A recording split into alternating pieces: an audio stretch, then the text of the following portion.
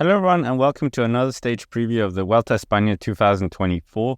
Stage 13 is a demanding mountain stage that covers 175.6 kilometers, beginning in the historic city of Lugo and finishing on the punishing slopes of the Puerto de Anqueras y Castellón.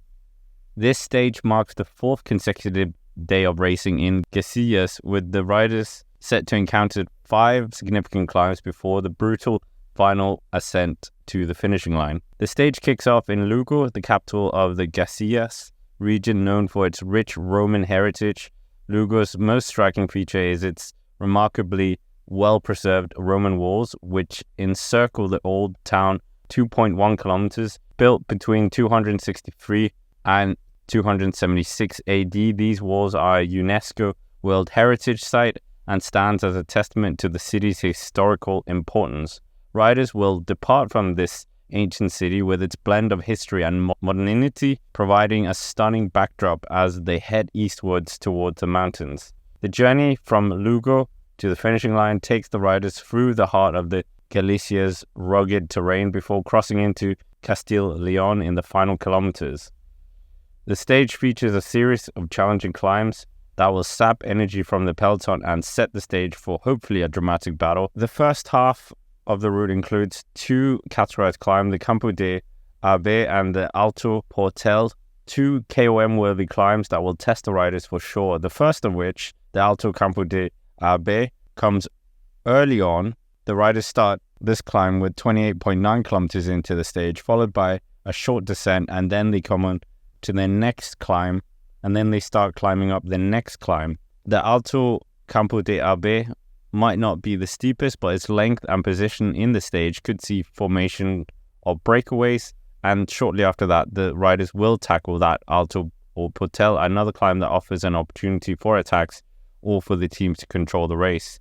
After the second categorized climb, the riders will once again descend down, and then they will begin climbing again 122 kilometers into the stage. And as the riders get deeper in on this stage, they will face the Puerto de Lumeras, a 6.7 kilometer climb with an average gradient of 6% immediately before the final showdown on the Puerto de Anqueras. But before that, the riders will have an intermediate sprint with about 147 kilometers into the stage, and at the top of the Puerto de Lumeras, there's not just the Category 2 mountain points up for grabs, but also bonus seconds as well. This climb before the finale is well and truly going to be thinning out the peloton for a showdown between the strongest riders. The stage culminates with the Puerto de Anqueras, one of the most formidable climbs of the Vuelta this year. The Puerto de Anqueras is notorious for its steep gradients, particularly in the final kilometers. The climb is 12 kilometers long with an average gradient of 9.3%, but it's in the last 5 kilometers that it truly tests the rider's limits, as the gradient ramps up to 12%, and the final 1.5 kilometers are especially brutal, featuring ramps that reach a staggering 20%.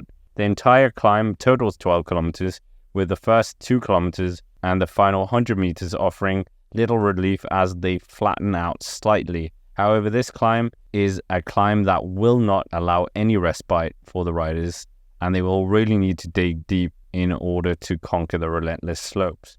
Puerto de Anqueras has a storied history with the Vuelta Espana, most notably in 2014, when it served as a decisive battleground for the general classification.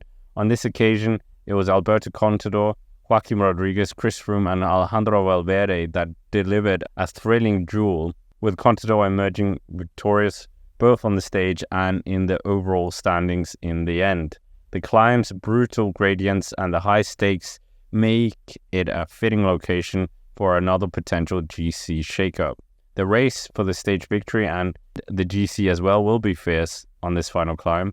Expect the GC contenders to go head-to-head, with attacks likely to start on the steepest sections of the climb. The time bonuses of 10, 6 and 4 on the finishing line will certainly provide a crucial incentive for the riders to attack, as will those intermediate bonus seconds as well, potentially early on as well. As the peloton crosses into Castellón, the riders will have little time to enjoy the changing scenery, with the focus squarely on surviving the relentless climbs and ultimately conquering the formidable Puerto de Anqueras. In terms of the predictions for this stage, this is a very interesting one. And if we look at that final climb, you would think that someone like Primoz Roglic could potentially get an advantage put in here on some of the other riders who prefer a bit more of a steadier gradient climb. And I think Ben O'Connor might be in a bit of trouble. Adam Yates, I think, could again be a rider to do something here, but we could equally see a breakaway holding it out all the way to the finish. And why not seeing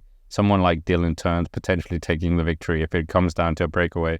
But yet again, even Richard Carapaz could do something special here on this climb. But one thing that's going to be very interesting with this stage as well is the team dynamics. Of course, we've seen not really one team wanting to throw down the gauntlet on these big, heavy stages, really.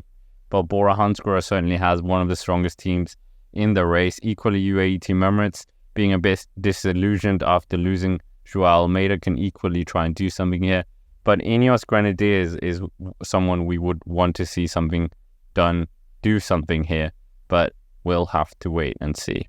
Anyways, with that, that's basically it for this video. Make sure to hit the like button, subscribe to the channel here on the Cycling Dane Extra. And if you haven't already, why not let us know down below who you think's going to win the stage.